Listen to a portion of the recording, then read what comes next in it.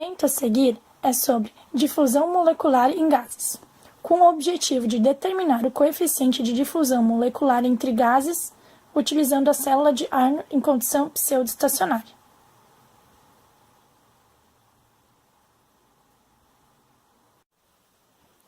O grupo é composto por Alice Girardi, Lara Fogaça, Leandro Seber e José Vitor.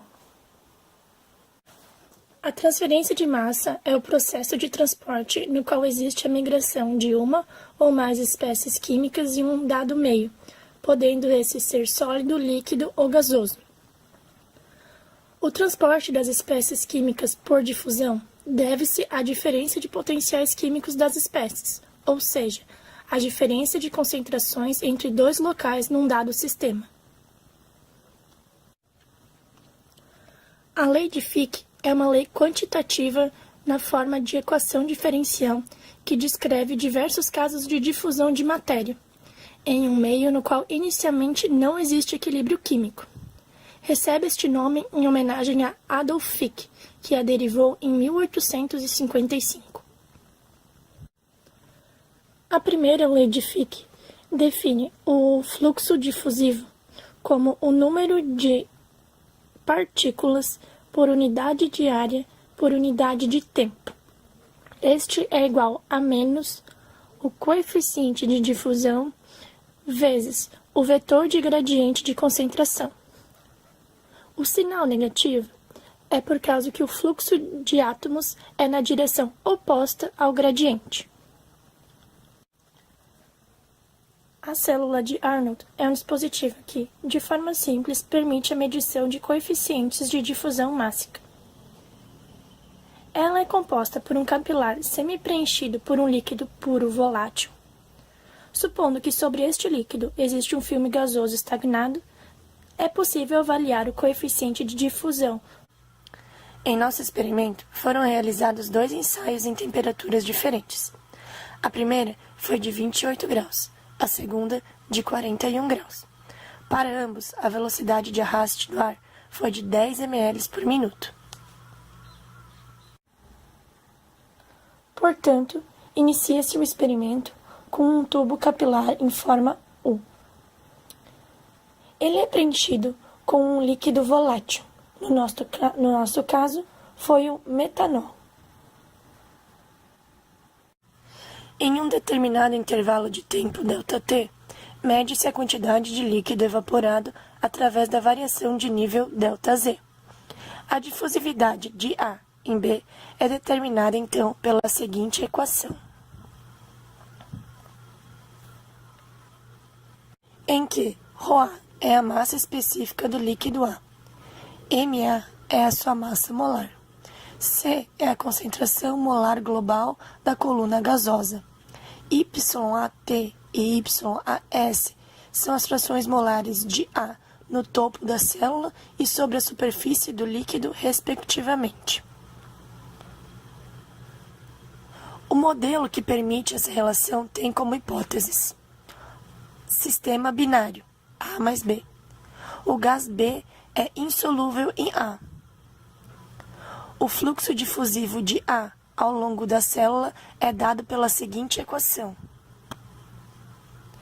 regime pseudoestacionário.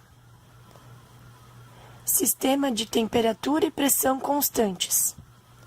Difusividade DAB constante. Ao adicionarmos a hipótese de gás ideal, chegamos nesta equação. Agora temos P com a pressão atmosférica local, PV, a pressão do vapor de A, R, a constante dos gases, e T, a temperatura absoluta. No experimento, em um intervalo de tempo ΔT, mede-se a quantidade de líquido evaporado através da variação de nível ΔZ. A difusividade de A em B pode ser então determinada pela equação que segue. Os dados obtidos para o ensaio a 28 graus estão na tabela.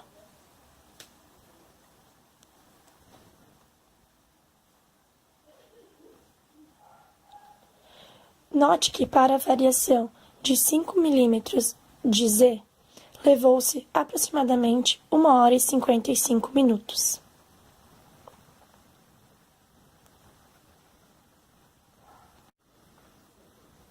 Plotamos então um gráfico de z² menos z0² em função do tempo. E chegamos na seguinte reta, que tem como equação y igual a 4 vezes 10 na menos 9 vezes x, menos 3 vezes 10 na menos 6. Já para a temperatura de 41 graus, obtivemos os seguintes dados.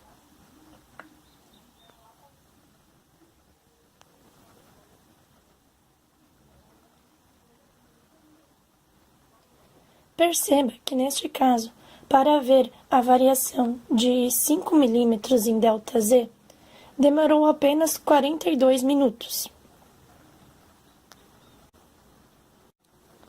Plotamos, então, um gráfico z² menos z inicial² em função do tempo.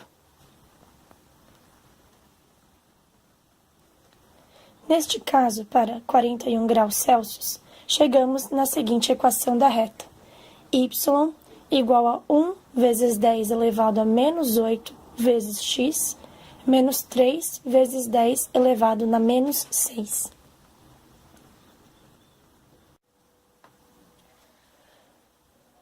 Pela equação linearizada, temos que o coeficiente linear é zero e que o nosso coeficiente angular é. Considerando que o experimento foi realizado a pressão atmosférica e que o nosso líquido é o metanol e tem como características massa molar 32 gramas por mol, densidade 792 kg por metro cúbico, pressão de vapor 13,08 kPa. Chegamos no seguinte equacionamento. Para a temperatura de 28 graus Celsius, substituindo na equação, obtivemos um DAB experimental igual a 8,89 vezes 10 na menos 6. O DAB teórico, de acordo com o Welch, para esta mesma temperatura é 1,64 vezes 10 na menos 5. Isto nos dá um erro de 45,8%. Agora, para a segunda parte do experimento, com a temperatura fixada em 41 graus Celsius, substituindo na equação, obtivemos um DAB experimental de 1 vezes 10 na menos 5. Novamente, segundo o Welch, o DAB teórico para esta mesma temperatura é 1,98 vezes 10 na menos 5. Portanto, neste caso, chegamos em um erro de 49,5%. Os erros encontrados ficaram relativamente baixos, visto que, comparando o DAB teórico com o DAB experimental, eles ficam praticamente na mesma casa decimal. O grupo acredita que este erro, tanto para a temperatura de 28 graus quanto para a temperatura de 41 graus, acontece devido à não estabilização da temperatura durante o experimento. A hipótese faz sentido, visto que os valores dos dois erros ficaram bastante similares.